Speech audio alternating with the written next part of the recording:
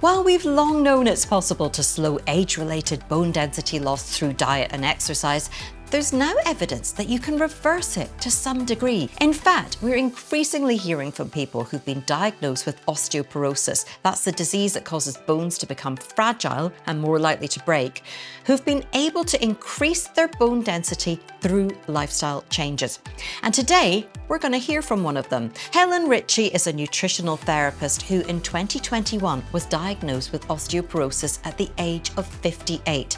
She took a decision to tackle the condition through diet, exercise and supplementation. Now she's here to share her story and why she believes we can all follow in her footsteps to improve our bone health and our wider health as we age. I'm Clare Johnston, a journalist on a mission to help you and me age well and to keep up with the latest expert insights and inspiring stories like Helen's. Then hit the subscribe button and notification bell so you don't miss out. Helen, it is so good to meet you, and I think that this is going to be a really inspiring conversation that's hopefully going to bring hope to some of my viewers as well who might be in a similar situation. I wondered if you could start just by telling us a little bit about yourself, you know, what you do, where you live. Well, I live in Windsor in Berkshire, and I am a nutritional therapist. So that means that I work with people one-to-one to help them feel better. And generally, I work with midlife women like myself, and I specialise in menopause and everything menopause related because it had such a kind of devastating impact on my life. I was actually fired from my job. My past life is in corporate marketing, which I worked in for 30 years. And about 9 years ago, when I started experiencing menopause symptoms, including brain fog, which I didn't know what it was at the time, it all contributed to me ultimately being fired from that role. So it was quite a shock. But also, I've always wanted to do something like I'm doing now. So it gave me the impetus to think about what I was going to do for the rest of my life and retrain in nutritional therapy. So I qualified 3.5 years ago. So it's a second career for me and I absolutely love it. Isn't it funny how sometimes those situations in life that we see as being really negative and a disaster at the time actually lead us to what we're supposed to be doing and what we love. So the brain fog that you were experiencing in menopause, you had no idea what it was. Your employer felt that that was impacting your job. They just saw a change in how you were doing your job, and you didn't. Neither of you knew at the time what it was. Well, I myself didn't feel like I was performing as well as I could be, but I knew it wasn't really a performance issue. And a lot of these things turn out to be more personal. And it turned out to be an unfair dismissal because they had absolutely no reason to fire me. I was managing a European marketing team, and I've unfortunately had to manage people out of a business in the past. So I knew that there was absolutely no, in my track record of performance, there was nothing wrong with it. So it was a combination of factors. But I wasn't enjoying the job anymore, and I really did want to move on. So just gave me a push, not in a very nice way, but Can you tell us what was happening in the run-up to you being screened for osteoporosis? So yes, you were going through menopause. Would you mind telling us your age at the time and just what your symptoms were, what you were experiencing? So I was 58. So I was just about to qualify actually in nutrition. I'd studied for 4 years. And so by that time, I think pretty much I got all my symptoms under control because this all started in 2016. So it'd been going on for some time. I was unable to take HRT because the year before I started going through menopause, I had breast cancer. So, that's ruled out for ladies with a history of breast cancer. So I had to start looking at nutrition, what I could do. And I think it all really did start with the breast cancer. Why have I got this? I've always tried to live healthily, watch my weight, exercise, try and do the right thing. So it started with the breast cancer. Why have I got this? Fast forwarding to 2021, when I actually had a very sore foot. And it turned out to be, so I had x-rays on my foot, and they told me it was a stress fracture. Had you injured yourself, Helen? Were you aware No, of any no, injury, there or was this had no. just happened? No, Right. there was no, falling over, stumble. I mean, I do a lot of exercise, but there was nothing. So I had an X-ray, and what happens in the NHS is that you normally don't get screened for osteoporosis unless you fracture something. So then they did some bloods. They were really looking at my liver markers, my calcium level in the blood, vitamin D, because obviously those are the main ones that the GPs look at for osteoporosis. But then they sent me for a DEXA scan. So that is the scan, looking at the density of your spine and your hips to check for osteoporosis. And that's when they told me that, yep, you've got osteoporosis of the lumbar spine and osteopenia. So the moving towards osteoporosis Precursor of to, the yeah. hip. Yeah. So I was shocked, I have to say, because the questions that they always ask you, when there's anything to do with bone mineral density is, do you smoke? Do you drink? And the answer was no. So, the way my mind works, it's sort of why me? And over the years, I think I've come to the conclusion that you'll never really, really know. But part of the work that I do in nutrition is always trying to work with someone to find out why they've got the symptoms, not just treat the symptoms.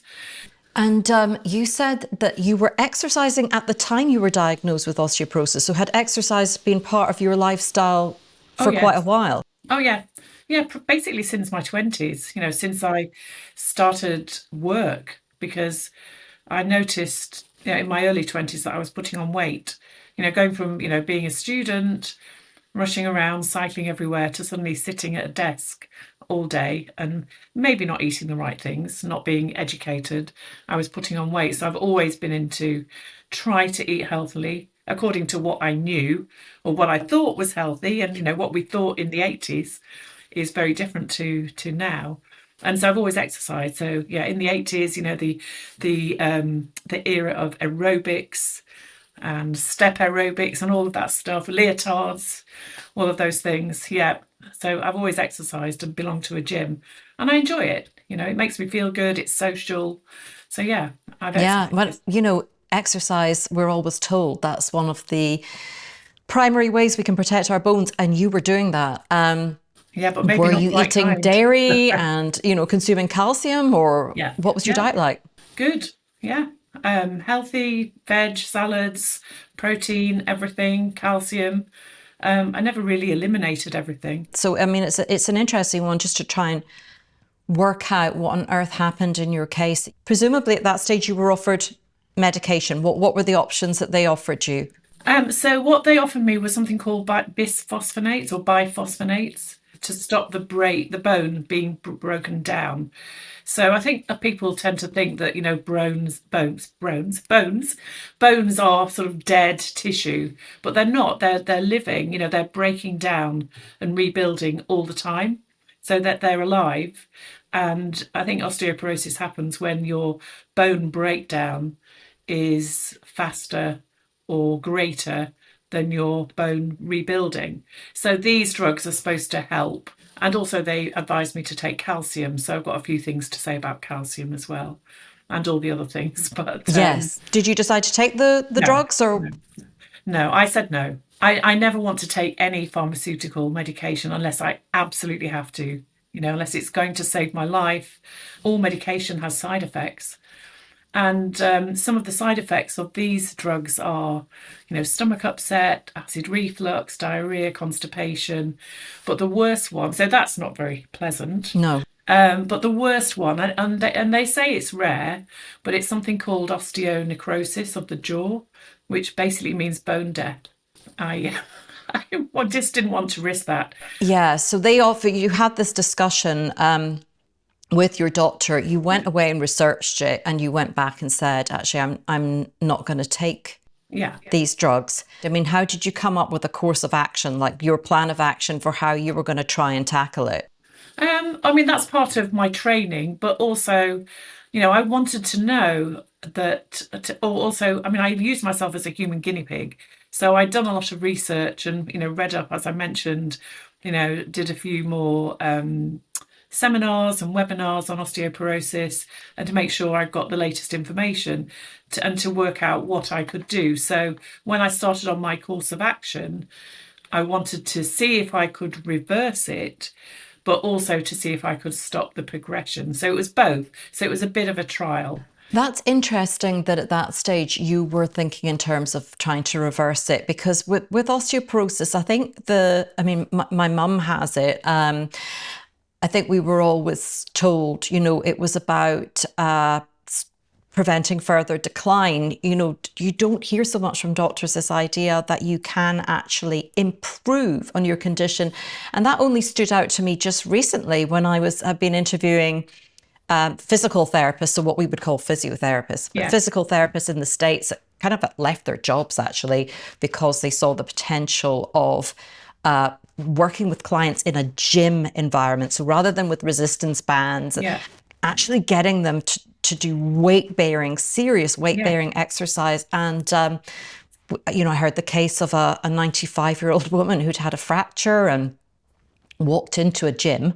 And after 2 years of weightlifting at the age of 95, had a DEXA scan at 97, and her bone density had improved. And that just blew my mind. I probably mention it most interviews. Absolutely. I think it's a shame, really, that the medical profession generally, but not all doctors, that they're just not educated. It's not the way they're educated. They're educated about the body, about the drugs they've got on offer. Yes. And very little time is spent on nutrition and lifestyle factors.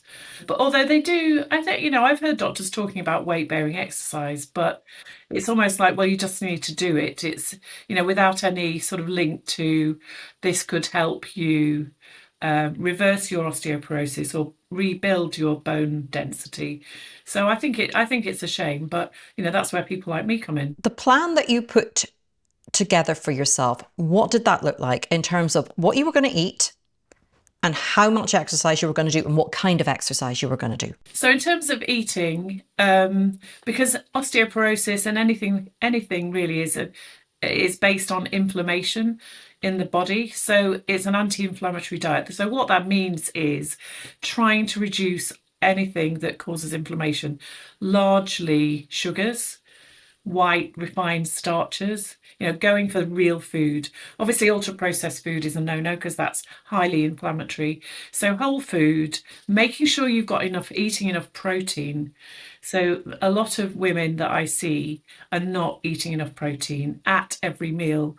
Yeah. And protein, especially animal protein, which is, complete in all the 9 essential amino acids, is an essential building block of your body, your bones, your skin, your hair, and not just the physical things that we can see, but all the thousands, millions of chemical processes that are going on in every cell, in every second, require enzymes, all sorts of proteins. So that is protein. So you need enough protein, but you also need the anti-inflammatory, the lovely green vegetables, the more alkaline, well, not just green vegetables, but actually across the spectrum. We talk about eating a rainbow, all the different colours, and healthy fats as well. A lot of women since the 80s, the fat phobic 80s, when it was all about, the hip and thigh diet, high carb, low fat, and not eating enough fats. So the anti-inflammatory omega-3 fatty acids, most of us are not eating enough of those that you get from oily fish 2 to 3 times a week. So that's the basis of the diet. The exercise. So I, having been exercising since the 80s, since my 20s, was a bit more cardio focused, thinking you've got to, go for the burn, you've got to do the cardio. And so that can be inflammatory as well. So it's switching to the weight bearing exercise, the building muscle, the lifting weights, so the muscle pulling on the bone is sending a message to the bone that it needs to be strong. It needs to keep rebuilding. Just picking up on what you were saying about the cardio, Do you include some element of that? I mean, we're always Yes. told that just the friction for the joints, jumping up and down or running, these Yes. things are good for our joints. Yes, I do, but less. Hmm. So it's more now, I do more sort of HIIT training, so the high intensity interval training. So, if you're doing, jumping jacks for 40 seconds, you're going flat out and then you're having a rest, or you're Yeah. doing burpees, or you're doing mountain climbers, but then that's interspersed with weights. So I think it is important, for heart health and for your joints as well. But I think really the strength training is the key. And so I started switching my sessions, moving really from 3 spin classes a week to 3 HIIT sessions with strength involved. And I was lucky at the time when I started doing that. There was a really great trainer in the gym that I went to, young Australian girl who was really attentive. There were small group classes, 6 people in a class, and she really encouraged you to lift the weight. So at one point, I could deadlift about 70 kilos, so just short of my body weight. Gosh, Um, but you need coaching. You need to make sure that you're doing it properly because the last thing you want is to get injured. exactly. Um, and Yeah. so you do. I think you do need when you're lifting weights supervision, and you need to go slow, but you do need to lift heavy as you can. A couple of things to pick up on there. I mean, you were talking about getting enough protein, and it's something I'm acutely aware of. And actually, my mum and dad, who are in their 80s, are just starting a strength training program. So we've Oh, invested in fantastic! Fantastic! some weights that are in my garage, a set of barbells. They've had some online coaching to help them get their positioning right. But we were talking about protein the other day because when we Yeah, were looking at my mum's diet and piecing it together, what contributed to the loss of, her bone density, she had no idea about the amount of protein to eat. She eats meat most days yeah, with her meal and yeah, thought that was enough. And they have a healthy diet. They've always cooked their own food, eaten whole foods, very little processed food. But when it comes to protein, my dad said, "Oh, I'll be all right for that. Eat meat every day and eat steaks and all the rest of it." But crucially, it's that every meal thing. yeah, And my mum, having grown up wanting to be thin, like we yes, all did years yes, yeah, back, yeah, yeah. not having enough of protein with every meal. And that was very challenging for her. I find it very challenging It is. trying to get enough protein.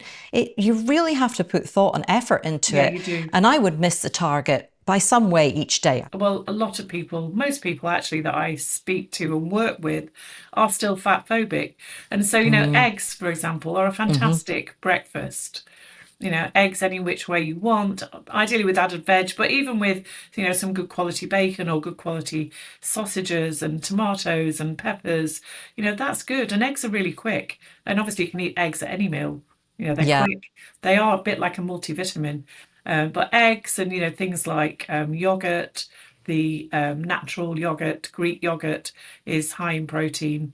Don't go for the low fat. Nuts and seeds and all of these things that are high in protein, fiber, healthy fats. And it helps all other sorts of processes as well. Blood sugar management, brain health, all sorts of things.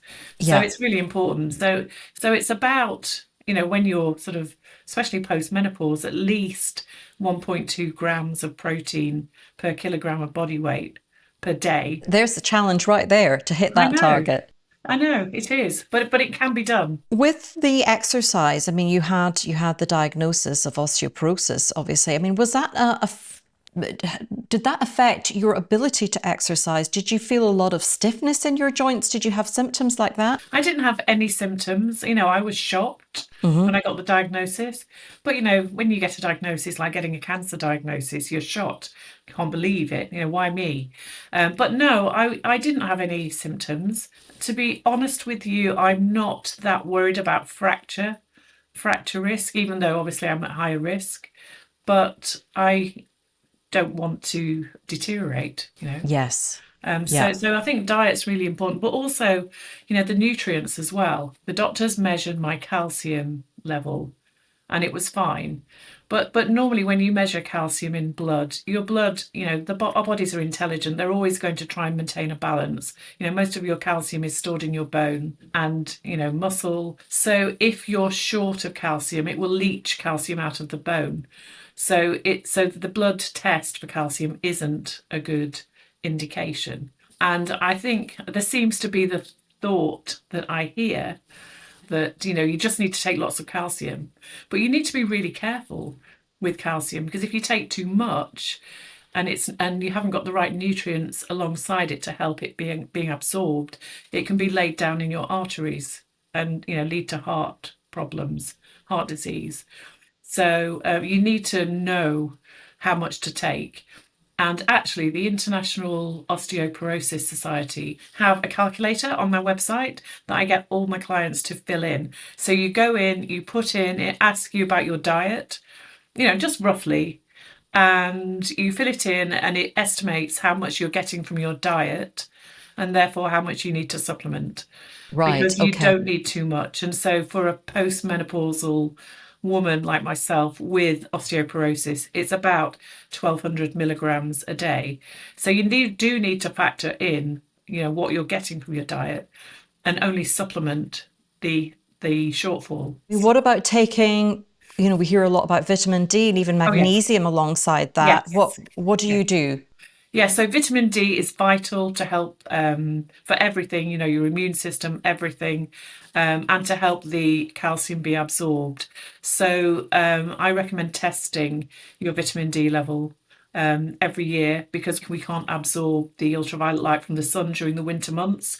And even in the summer months, you've got to get out there and expose your skin to it. And, you might have genetic factors that mean that you can't absorb or make vitamin D. So I always recommend testing, but my vitamin D I've tested annually for the last 3 or 4 years, and it's a good level. It's above 75, above 100. So my vitamin D level was good. As you said, magnesium is also vital to ensure the calcium gets into the bone.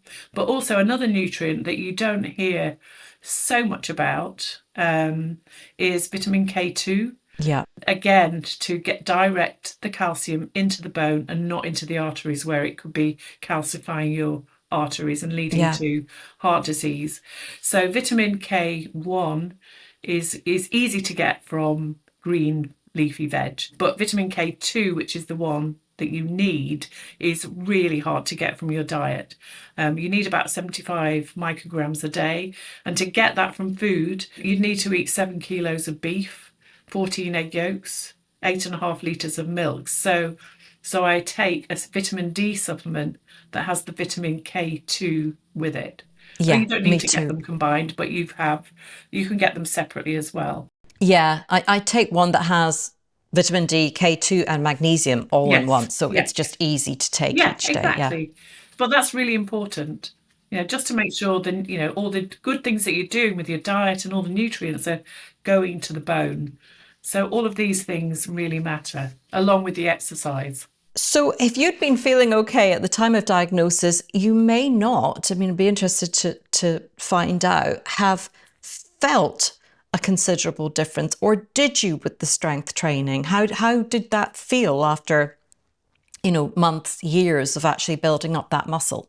It feels good, actually, because the more as the years go by and the more that I learn as well, the more I realize that for everything, not just osteoporosis, but for managing your weight, for body composition, for overcoming the weight gain that can come with menopause if you're not careful, that having the muscle and the tone and the change in body shape, I think it looks good. And we're not talking about bodybuilder shapes, or Miss Universe kind of shapes. We're talking about muscle definition, and it's good to be strong.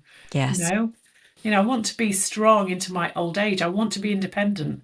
I want to be able to move and lift and look after myself as long as I can. It is just such an important message, isn't it, Helen? And my mind boggles at how, right now in our NHS, we have a crisis with people waiting up to 2 days to be seen in accident and emergency, and there's been a lot of falls with icy weather and so on, and there's just no education from governments I know. around building your muscle strength as you age. And it's the simplest thing, and it would keep a lot of people out of hospital. And I I don't know. think that connection has been made, and I No, don't see effort being put into educating people and helping them. no, I I agree. find it very, very frustrating. Even just body weight exercises, even without the weights, Yeah, doing just to squats and make sure your upper leg muscles are strong, your core muscles are strong.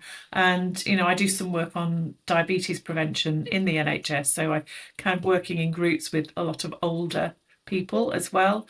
And just talking about the basics in life of being able to squat, to sit down on a toilet, so you've got the good strength in the upper leg, that helps balance, so does your core.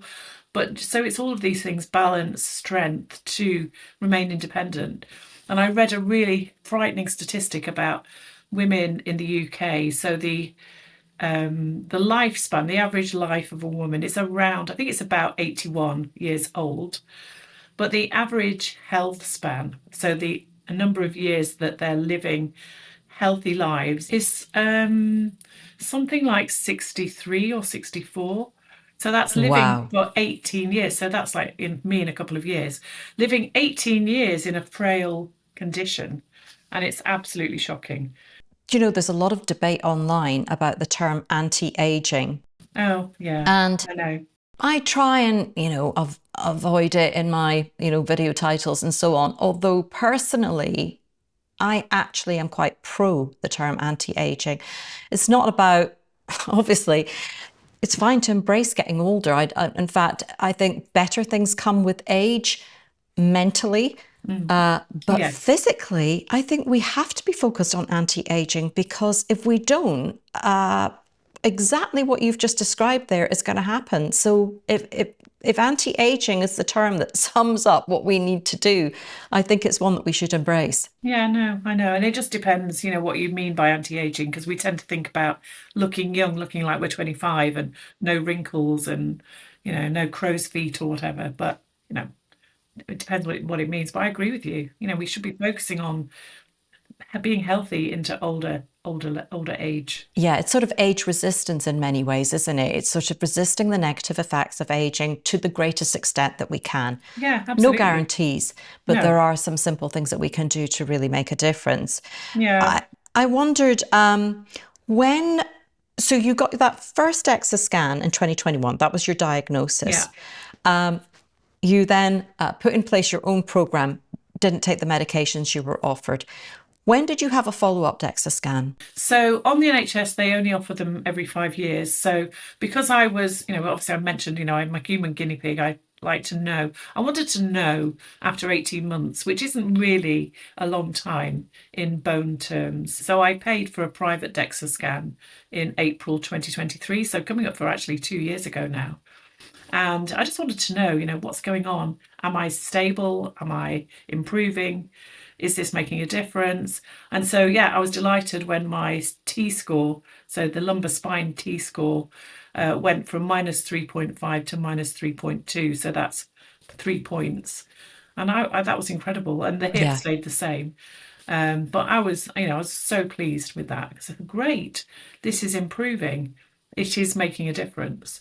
I And was so your next DEXA scan would be next year. Yeah, I'm going to ask my GP what they think about it, because there's all sorts of other things, from my research and looking at things that other people have done, other women in similar positions. There are other things you can do. You can do a blood test that actually measures the amount of bone remodeling that's going on, or the amount of bone breakdown. Last week, when I was doing some research prior to talking to you, I discovered that there's another test called REMS. I'm just reading this, sorry. Mm-hmm. Radio frequency echograph multispectrometry scan. So, which is bone density, but it's based on ultrasound technology rather than X-ray technology, which is supposed to be more sensitive. So, I was looking in the area to see where I could go and get one, and I found someone that could do one for me in April. But it's about £300, and I'm thinking about, do I want to spend the money to get that information? But actually, one thing I didn't say was, when I had my original DEXA scan in 2021, and they told me I've got osteoporosis, and they give you a percentage risk of fracture. Sorry, a percentage risk of fracture was 15%. 15. 15%. Okay. And so when I had my own DEXA scan in 2023, with the improvement, that had reduced from 15% to 8%. So that's a great reduction. Absolutely. So yeah, so I'm umming and ahhing. There's lots of other things you can do. There's some research on the gut microbiome and the impact on bone, and there are certain probiotics that you can take that's been in studies have shown to help bone mineral density. Do you take them? I don't. Okay. I decided not to because I just wanted to try something, and then have all these other things that I could add if I wanted to. And one of the reasons I didn't take them was that I think they're quite expensive, at about £50 a month. And how do I know? Do I want to take these for life? Should I take them for a year? Should I test? And then also, And I think with probiotics as well, we are at quite an early stage. I did interview a microbiologist who studied the gut for 25 years or well over 20 years. And he said there are, thousands and thousands of gut microbes that haven't yet been profiled. And the problem with probiotics is we don't know the impact that they have on the other microbes, and they can be hugely outnumbered by those other microbes. So he was kind of like, he doesn't feel that we're quite there yet with probiotics. So to be charging so much for something we're not really 100% there with. Although, to be fair, this particular brand has got research behind it. They have done studies and shown an improvement in bone mineralization. So that's an option. HRT is often mentioned as being helpful because estrogen is anti-inflammatory. Obviously, I don't take that. I can't take that. So another route to look at could be looking at phytoestrogen supplements. So, the natural plant estrogens that mimic human estrogen, much weaker.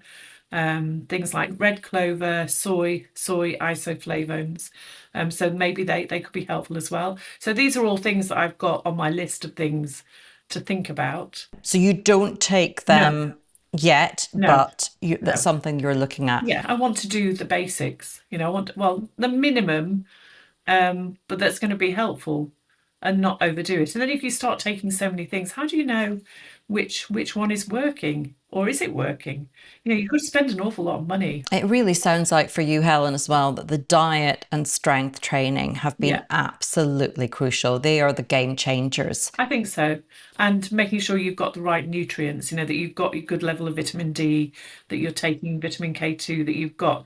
And so, I think that is the most important thing. And then everything else is it's down to choice, really, and how much money you've got.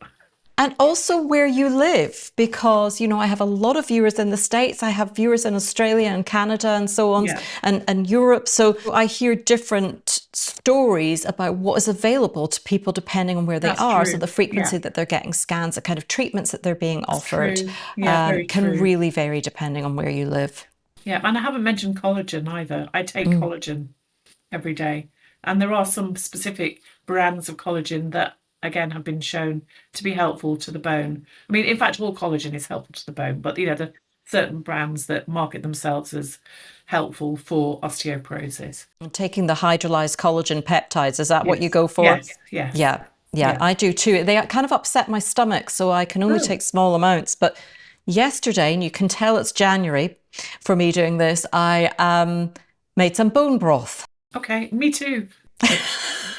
And I told myself, I'm going to do this every week for the rest of the year. I'm going to be drinking bone broth every day. Well, I might just have to go back to the collagen supplements, I think. But I did it this week. Yeah, I know, because we have to be realistic, don't we? We've all got lives, we've got things to do, we've got work. We might have families, other responsibilities, social lives, things to do, places to go.